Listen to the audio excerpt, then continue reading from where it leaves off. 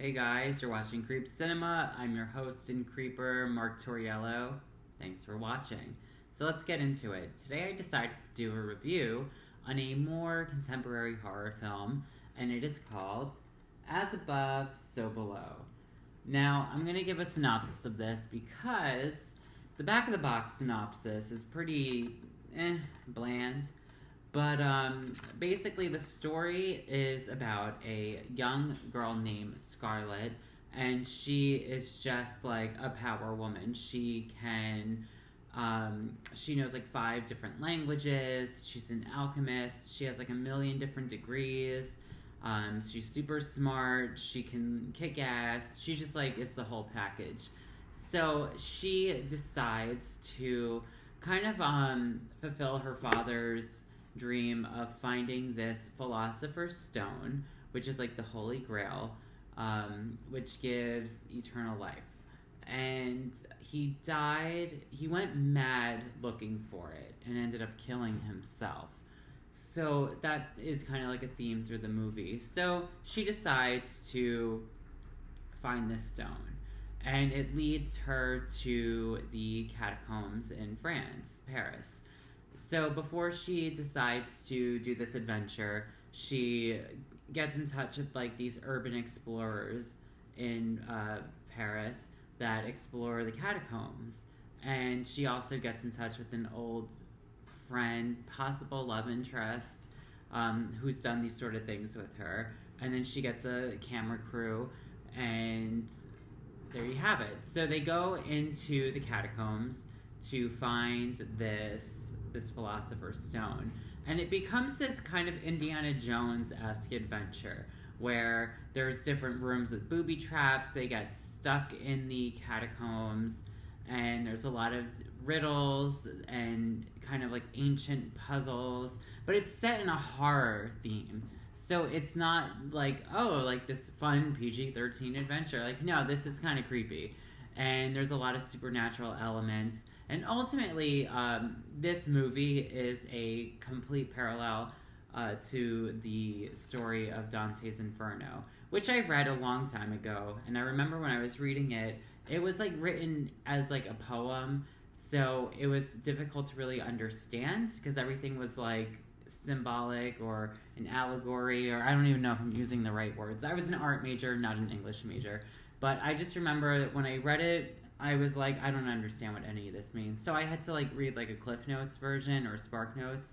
And then I was like, oh, this story is pretty fucking cool. Because this guy is going through all these multiple levels of hell to like find and save his lover. And each level has their own unique theme to it, that has to do with the type of sin and the punishment that you are facing for that sin. So I love that this movie is a representation of that. Now, it's not supposed to be like Dante's Inferno, but there's a lot of parallels to it. So they end up going deeper and deeper and deeper into the catacombs because it's ultimately hell.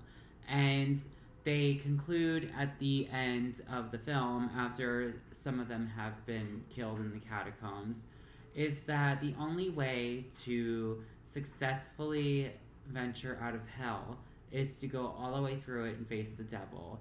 And in their case, they all have some sort of sin that brought them there that they have not really rectified. So one of them at the end admits that he feels responsible for the death of his brother because they had an accident playing in a cave when they were children.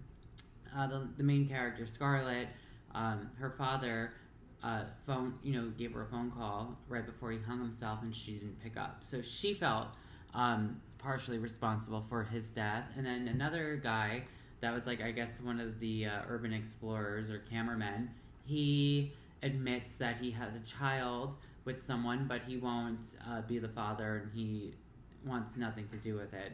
So once they all get to the very like last level of hell and come across this realization and rectifying their sins, they successfully make it out alive, and that's how the movie ends. All right, so the whole style of the movie is done in found footage, which sometimes I love a good found footage movie. Sometimes I think they're pretty shitty.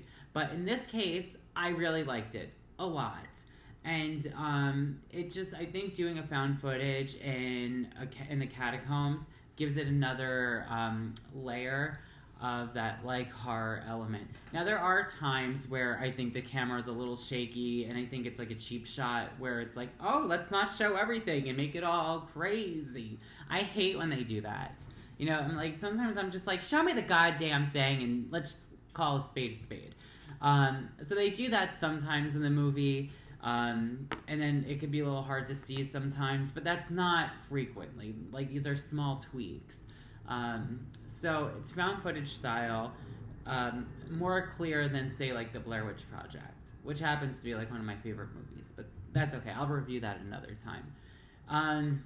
So aside from that, there's this one scene that I love, and it's towards the end when they go to, like, you know, the devil's level of hell, and they come across this demon cloaked thing. I don't know if it's a person or a demon or whatever, but I think that's supposed to be the devil, and he's just lurking around these halls.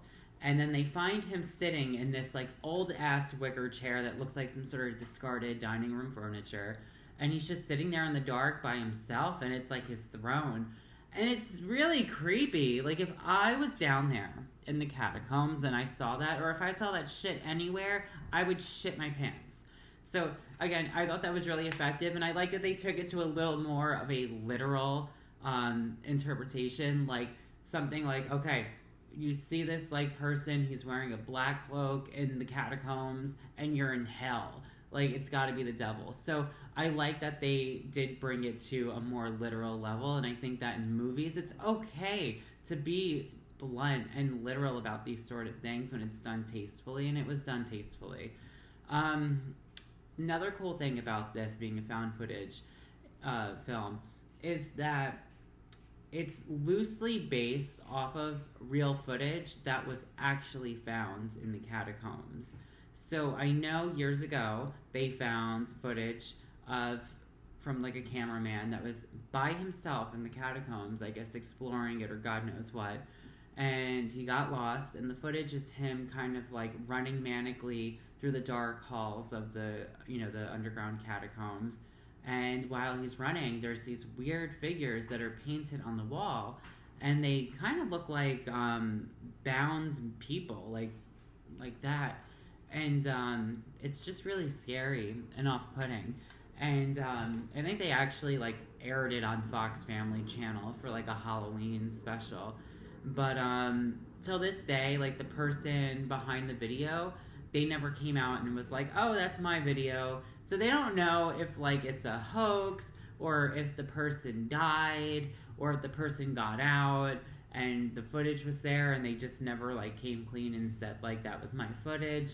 Like, who knows, but it's definitely something you can find on YouTube. And yeah, I just like the fact that this movie is kind of loosely based off of that, because again, it gives it another dark element of something a little more real. So other than that, I have to say, like, this movie is pretty freaking cool. It's something I enjoy. It's one of those movies where I can literally watch it like a million times and never get tired of it, just because it's so unique for a horror movie, and it's very adventurous, and you know, there's a lot of like puzzles involved, and it's, you know, but not in a way that's like too much where it's like shoved down your throat, or you have to like use a lot of your head to like fully understand it.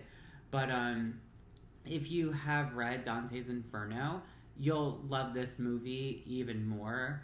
And I love the whole concept of like, you know, everything being inverted. I mean, even with the cover art, which I think is fantastic, I just like the whole idea that, you know, you have like this upside down under, you know, everything's inverted. Just, I don't know, like, I just think it's really simple and minimalist, but really is a representation of the concept of the movie. So that's basically all I have to say about As Above, So Below. I would say my rating is a 9 out of 10, because I think it's just pretty fucking awesome. And for a contemporary movie, it ain't bad. So that's my review for As Above, So Below. Thank you so much for watching Creep Cinema. Comment below and subscribe. I see like people make a living doing YouTube videos, so that would be cool if that was me. So if you can help make that happen, please do. Anyways, thanks for watching. Bye. I like this movie because it has bones and I want to eat all the bones. Yeah.